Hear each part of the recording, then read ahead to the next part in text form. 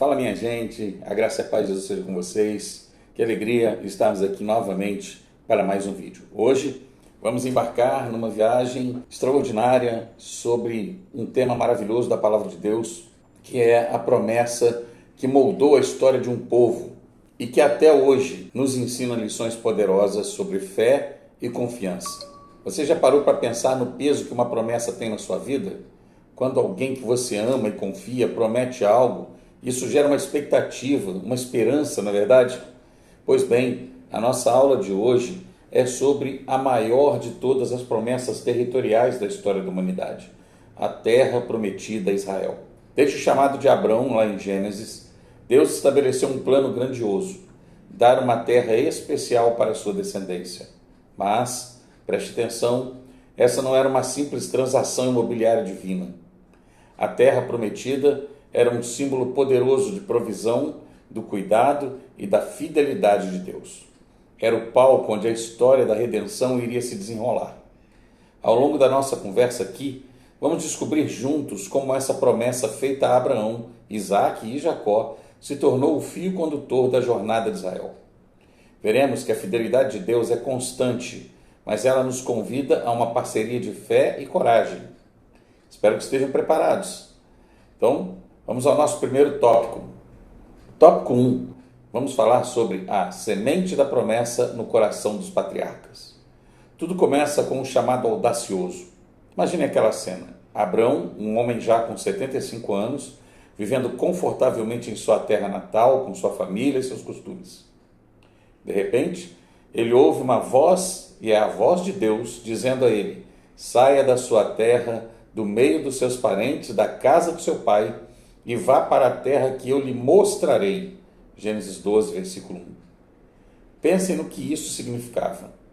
Era como se Deus pedisse a um de nós hoje para largar um emprego estável, vender a casa, fazer as malas e se mudar para um país desconhecido, sem Google Maps, sem agência de viagens, apenas com uma promessa: eu vou te mostrar o caminho e vou te dar uma nova terra. Que passo de fé gigantesco, na verdade. Abrão não recebeu um mapa, ele recebeu uma promessa. E ele obedeceu, loucamente obedeceu. Essa obediência baseada na fé é o ponto de partida de tudo. A promessa não era apenas sobre um lugar, mas sobre um relacionamento de confiança total com o Deus que chama. Muitas vezes também Deus nos chama para sair da nossa terra. Pode não ser uma mudança geográfica, mas um chamado para abandonar uma zona de conforto, um hábito antigo que nos afasta dele, um medo que nos paralisa.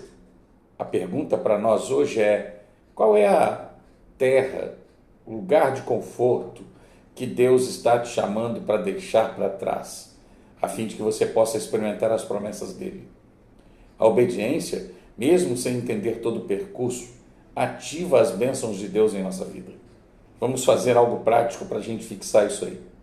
Entregue a cada aluno, você, meu querido professor e professora, um pequeno pedaço de papel em formato de tijolo ou um post-it. Peçam que escrevam nele uma área de conforto ou um medo que eles sentem que Deus os está chamando para deixar. Em seguida, convide-os a montar todos juntos em uma cartolina ou quadro um altar de confiança, colando esses tijolinhos ali. Enquanto montam, explique que, assim como Abraão construiu altares em sua jornada, estamos construindo um altar simbólico, entregando nossos medos e confiando na promessa de Deus para o futuro. E assim, vamos ao nosso segundo tópico: a prova de fogo no deserto. A promessa foi dada, mas o caminho até ela não foi em uma linha reta. Séculos se passaram. O povo de Israel se tornou escravo no Egito, mas Deus não esqueceu do que havia prometido a Abraão. Na sarça ardente, ele reafirma essa promessa a Moisés desta vez. E diz: eu vou libertar o meu povo e levá-lo para uma terra boa e espaçosa, terra que mana leite e mel. Êxodo 3, versículo 8. A libertação do Egito foi algo espetacular, mas a jornada pelo deserto se tornou uma verdadeira prova de fogo para a fé daquele povo. A cena daqueles 12 espias é um dos momentos mais dramáticos dessa jornada. Eles entram na terra prometida e voltam com provas da sua fertilidade. Cachos de uvas tão grandes que precisam ser carregados por 2 homens. A promessa era real, mas 10 dos espias focaram nos gigantes, nas cidades fortificadas, nos obstáculos. O relatório deles foi: não podemos atacar aquele povo, eles são mais fortes do que nós. O medo contaminou toda a nação. Apenas 2 homens, Josué e Calebe, tiveram uma perspectiva diferente. Eles disseram: se o Senhor se agradar de nós, Ele nos fará entrar nessa terra. Não tenham medo. Lá em Números 14, versículos 8 e 9. Eles não negaram os gigantes, mas enxergaram um Deus muito maior que eles. Quantas vezes nós somos como os 10 espias? Deus nos mostra uma promessa e vemos os cachos de uvas do que Ele pode fazer, mas focamos nos gigantes. A dificuldade financeira, o diagnóstico médico, o conflito familiar ou qualquer outra coisa que possamos imaginar. A incredulidade nos faz andar em círculos no deserto da vida. O desafio para nós é: escolha ser Josué ou Calebe hoje. Olhe para seus gigantes, mas declare que o seu Deus é maior. A fé não é a ausência do medo, mas a coragem de agir apesar dele, confiando na presença de Deus. Para você, professor, sugiro que você divida sua classe em 2 grupos. Entregue a um grupo uma folha escrita gigantes e ao outro uma folha com a palavra uvas. Peça ao grupo gigantes que listem todas as dificuldades que eles imaginam que os israelitas viram, assim como nós vemos hoje. Peça ao grupo uvas que liste todas as bênçãos e a fidelidade de Deus que os israelitas tinham visto até aquele momento. E depois, peça que o representante de cada grupo leia a sua lista. A discussão final será: em qual lista nós temos focado mais a atenção durante a semana? Isso gera uma reflexão poderosa sobre perspectiva. E assim somos levados ao nosso tópico 3. A conquista exige coragem. Finalmente, após 40 anos, a nova geração chega às margens do Rio Jordão.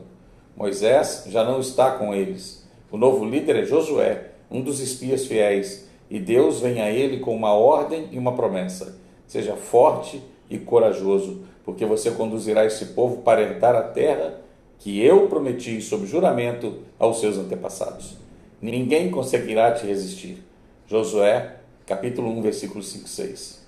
A terra era um presente, mas a posse dela exigia ação, coragem e obediência. A primeira batalha foi em Jericó, uma cidade com muralhas impenetráveis. Qual foi a estratégia de guerra de Deus? Marchar em silêncio ao redor da cidade por 6 dias, e no 7º dia gritar e tocar as trombetas. Humanamente falando, era uma loucura, mas o povo obedeceu e no 7º dia, ao som do brado de fé, as muralhas vieram abaixo. A queda de Jericó não foi uma vitória militar, foi uma vitória da fé. Deus estava ensinando ao povo e a nós que as maiores batalhas da vida são vencidas de joelhos, em obediência à sua palavra, por mais ilógica que ela possa parecer. A promessa de Deus para nós hoje é uma vida abundante em Cristo, uma herança celestial, mas no dia a dia também enfrentamos nossas muralhas, que parecem também intransponíveis e talvez de fato sejam. A lição de Josué é clara: a posse das promessas de Deus requer a nossa participação obediente. Não é uma fé passiva, mas uma fé que age. O chamado para nós é: qual é a trombeta que Deus está pedindo para você tocar hoje?